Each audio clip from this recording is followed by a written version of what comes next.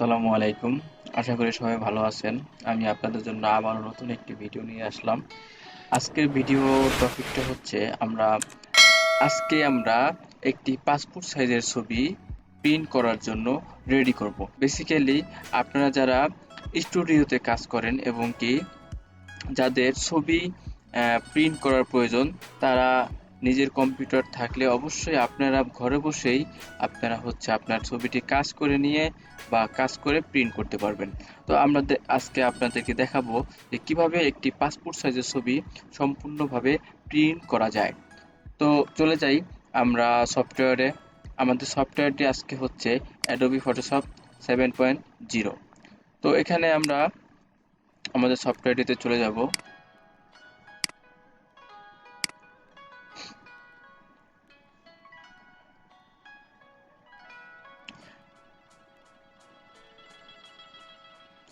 আমাদের সফটওয়্যারটি ওপেন হয়ে গেছে। তো এখন আমরা যেটা করব, আমি সম্পূর্ণভাবে আমি আপনাদেরকে বুঝিয়ে দিব যে কিভাবে একটি পাসপোর্ট সাইজের ছবি আপনারা খুব সহজে আপনারা প্রিন্ট করতে পারবেন। তো এই ক্ষেত্রে আমার ডেস্কটপে রাখা একটি ছবি আছে। তো ছবিটা আমি এখানে নিয়ে আসলাম। আমি এখন এই ছবিটিকে কাজ করব। আমি সর্বপ্রথম যেটা করতে যাব সেটা হচ্ছে আমাদের ছবিটির একটি সাইজ প্রয়োজন।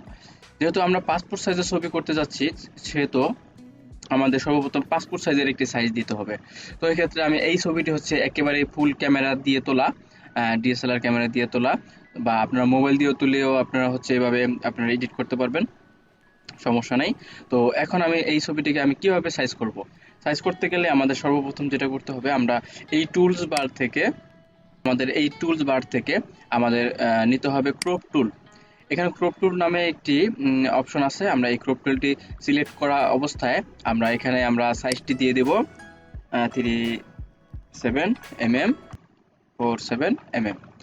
এখানে 300 দিয়ে দেব। 300 দেওয়ার পরে হচ্ছে আমরা এখানে একটা সিলেক্ট করব যে আমাদের পাসপোর্ট সাইজের ছবিতে আমরা কতটুকু রাখবো, আমাদের ছবিটির বডি আমরা কতটুক এবং ফেস কতটুক রাখবো, এখানে আমরা সিলেক্ট করে দেব। এটা সিলেক্ট করে দিয়ে আমরা হচ্ছে কিবোর্ডের ইন্টার প্রেস করে দেব। ইন্টার প্রেস করে দিলে আমরা ছবিটি একটি রিসাইজ হয়ে গেল। ঠিক আছে। তো আমরা কন্ট্রোল প্লাস দিয়ে আমরা জুম করলাম। কন্ট্রোল প্লাস দিয়ে জুম করে তো আমরা ছবিটি দেখলাম যে আমাদের ছবিটি একটা সাইজে পরিণত হয়েছে, পাসপোর্ট সাইজ। তো আমাদের সর্বপ্রথম ছবিটি কাজ করতে হলে যেটি করতে হবে, আমরা ছবিটি জুম করব। জুম করে আমাদের এখানে কিছু দাগ আছে এবং কি লাল হয়ে আছে। তো এখানে আমরা এইগুলো সমাধান করব ফার্স্টে। তো ফার্স্টে আমরা দাগগুলো রিমুভ করব। দাগগুলো রিমুভ করতে হলে আমাদের সবচেয়ে ফার্স্টে যেটা করতে হবে, এই স্টাম্প টুলটা নিতে হবে ফার্স্টে। এই স্টাম্প টুলটি আমরা ক্লিক করলাম। ক্লিক করা অবস্থায় আমাদের এরকম একটি অপশন আসবে। এরকম অপশন আসার পরে এখানে আমরা অপাসিটি মোটামুটিভাবে 50 থাকবে এবং কি ফ্লো তো আমাদের 50 বা 75 এরকম রেখে দিবে। তো আমাদের ক্লোনটি যদি ছোট থেকে বড় করা লাগে, তো ওই ক্ষেত্রে আমাদের মাউসের রাইট বাটন ক্লিক করা অবস্থায় আমরা এখানে যদি বাড়িয়ে দেই, এখানে ক্লোনের যেই বৃত্তটি এটি বড় হবে, আমরা যদি কমিয়ে দেই এখানে ছোট হবে। তো আমরা এখন যেটা করব সেটা হচ্ছে এই ক্লোন দিয়েই আহ, আমরা এখানে দাগগুলো রিমুভ করব। এখানে যেহেতু দাগটা ছোট, আমরা ক্লোনটি ছোট করে দেই, তাহলে বুঝতে সুবিধা হবে। এখানে আমরা ক্লোনটি ছোট করে নিলাম। তো আমাদের সর্বপ্রথম যেটা করতে হবে, আমাদের এখানে যে একটি দাগ, আমি এই ভালো জায়গা থেকে অলটা প্রেস করে ক্লিক করলাম মাউস করে। আমি শুধু অলটাটা ছেড়ে দিয়ে আমি এখানে 2-3 বার আমি মাউসে ক্লিক করুন, দেখবেন যে আমাদের দাগটি অটোমেটিক চলে যাবে। এভাবে আপনারা অনেক দাগ মুছতে পারবেন। দেখেন এখান থেকে আমি অলটা প্রেস করে মাউসে ক্লিক করলাম, এখানে অলটা ছেড়ে দিয়ে আমি মাউসে শুধু আমরা এখানে ক্লিক করতে থাকবো। যত প্রকার দাগ আছে এইভাবে আপনারা সমাধান করতে পারবেন দাগ। তো এই ক্লোন স্টাম্প দিয়ে আমরা দাগ রিমুভ করতে পারবো এবং কি আরেকটা অপশন আছে, সেটা হচ্ছে প্যাথ। এই প্যাথ টুল দিয়ে আমরা দাগ রিমুভ করতে পারবো। তো এই প্যাথ টুল দিয়ে আমরা কিভাবে দাগ রিমুভ করব সেটাও আমি আপনাদেরকে শেয়ার করছি। তো এই প্যাথ টুলটি আমরা নিয়ে নিলাম। নিয়ে নেওয়ার পরে যদি আমাদের এখানে দাগ থাকে আমরা এখানে জুম করব। জুম করে আমরা হচ্ছে এই যেখানে একটি স্পট, এই স্পটটি আমরা সুন্দর করে রাউন্ড করব। রাউন্ড করে হচ্ছে আমরা জাস্ট এখানে মাউসটা চেপে ধরে আমরা জাস্ট উপরে দিয়ে দিলাম। উপরে দিলে আমাদের এইখানে যেখানে আমাদের দাগটা ছিল ওইখান থেকে দাগটা রিমুভ হয়ে যাবে। দেখেন এখানে আমি রাউন্ড দিলাম, এখানে দিয়ে আমি এখানে দাগ উপরে চাপ দিলাম, চাপ দিলে আমার এখানে দাগটা রিমুভ হয়ে যাবে। যেখানে যেখানে আপনাদের এরকম দাগ থাকবে আপনার দাগগুলো রিমুভ করতে পারবেন। এখানে কিছুটা দাগ আছে, যদি আমি রিমুভ করতে চাই এভাবে করতে পারবো। ঠিক আছে, তো এভাবে আপনার খুব সহজে আমরা এই দাগগুলো আমরা রিমুভ করতে পারি। এভাবে আমরা রিমুভ করব। এবার আসি, আমরা দাগগুলো এভাবে যদি রিমুভ করা হয় তো আমরা যেটা করব সেটা হচ্ছে আরেকটি। তো আমাদের এখানে লাল যে দাগগুলো আছে বা এইখানে লাল লাল হয়ে আছে, তো এই লালগুলো আমরা কিভাবে রিমুভ করব?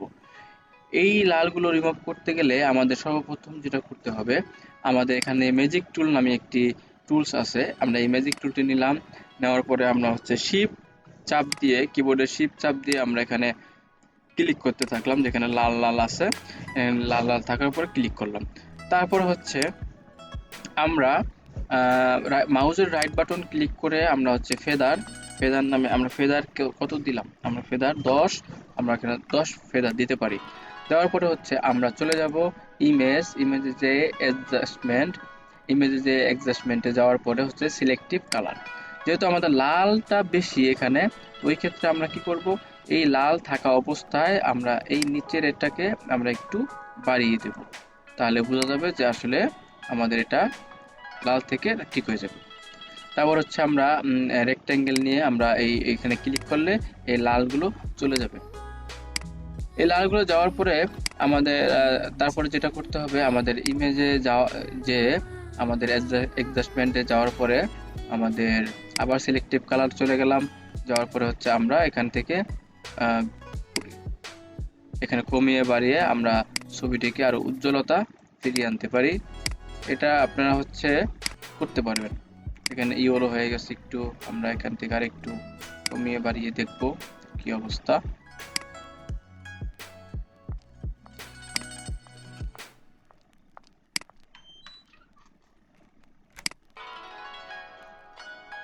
এভাবে আপনারা করতে পারেন। তারপরে হচ্ছে ইমেজে যে এখানে এখানে যে কয়টা অপশন আছে সব কয়টা অপশনে আমাদের ছবির কাজে লাগে। তো এই ক্ষেত্রে আমরা দেখতে পারবো যে আসলে কি কি লাগে কাজে। অ্যাডজাস্টমেন্ট থেকে আমরা এরকম ভাবে করতে পারবো। তারপরে হচ্ছে আমাদের চুলগুলো হচ্ছে ব্ল্যাক থেকে আমাদের অন্য একটি কালারে পরিণত হয়ে গেছে। তো ওই ক্ষেত্রে আমাদের ব্ল্যাকটাও আমরা আমাদের ঠিক করতে হবে। অ্যাডজাস্টমেন্টে যাওয়ার পরে আমাদের হচ্ছে সিলেক্টিভ কালার, তারপর হচ্ছে এখানে ব্ল্যাক দিয়ে আমরা হচ্ছে ব্ল্যাকটা করে দিব। এভাবে আমরা ছবিটি ঠিক করতে পারবো। তো এখন আমরা ব্যাকগ্রাউন্ডটি চেঞ্জ করব। তো ব্যাকগ্রাউন্ডটি আমরা কিভাবে চেঞ্জ করতে পারি ওইটা আমরা দেখব। তো ব্যাকগ্রাউন্ডে চেঞ্জ করতে হলে আমাদের ম্যাজিক টুলটি আবারও নিতে হবে। ম্যাজিক টুলটি নিয়ে আমরা শিফট চাপ দিয়ে আমরা এখানে দিলাম, আমরা এখানে শিফট চাপ দিয়ে দিতে থাকি। এই ছোট ছোট এইগুলো যদি না চলে যায় তখন আমাদের লেসো টুলটি নিয়ে আমরা হচ্ছে অল্টা প্রেস করে আমরা মাইনাস করে দিলাম, বা আপনার হচ্ছে অল্টা প্রেস করলে প্লাস হয়ে যাবে, আর শিফট যদি আমরা প্রেস করি তাহলে হচ্ছে আমরা এইটু মাইনাস হয়ে যাবে। আমরা আবার ম্যাজিক টুলটি নিয়ে আমরা এতটুক আমরা অল্টা প্রেস করে আমরা ডিলিট করে দিলাম। চুলের মধ্যে মোটামুটি ভাবে আমরা খুব সুন্দরভাবে আমরা একটু এখান দিয়ে কাটার চিন্তা করব।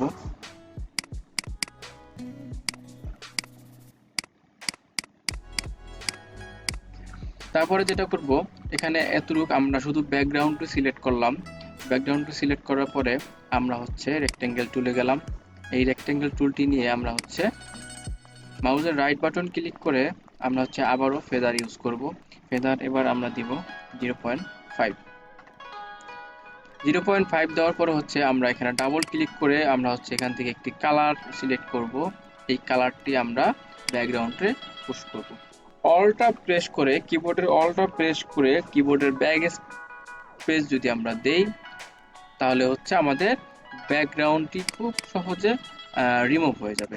তো এখানে একটু সমস্যা আছে মনে হয়। তো এই ক্ষেত্রে আমরা যেটা করব সেটা হচ্ছে আমরা এই লেসো টুলটি নিয়ে আমরা হালকা করে এখান দিয়ে হচ্ছে এখান দিয়ে আমরা এতটুকু কেটে দেব। এখানে আমরা সিলেক্ট থাকা অবস্থায় অলটা প্লাস এখানে আমরা একটু ফেদার নেব, ফেদার 0.5ই থাকবে, অলটা প্লাস ব্যাক স্পেস দেওয়ার পরে দেখবেন যে এখানে ছবিটি খুব সুন্দরভাবে হয়ে গেছে। এখানে যদি একটু সমস্যা থাকে তখন আমরা যেটা করব সেখানে হচ্ছে আমরা এই টুলসটি নিয়ে বা হচ্ছে আমরা স্ট্যাম্প ক্লোন টুলসটি নিয়ে আমরা এখানে একটু দিয়ে দিলাম যাতে সমস্যা না দেখা যায়।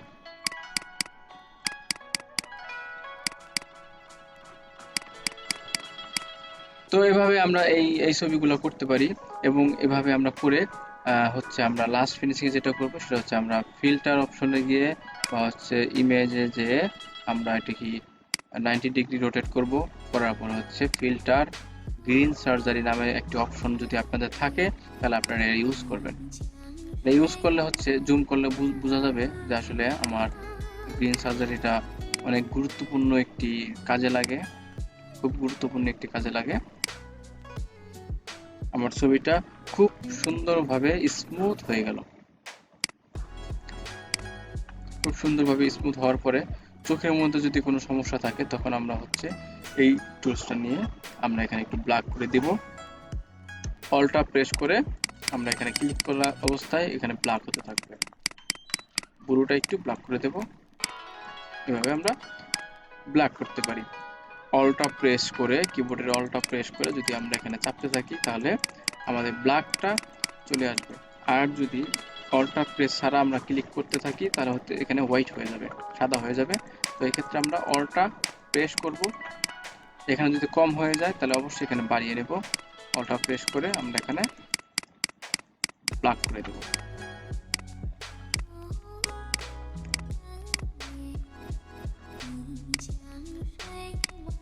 এভাবে আমরা ব্ল্যাক করে আমরা কাজটি সম্পূর্ণ করতে পারবো।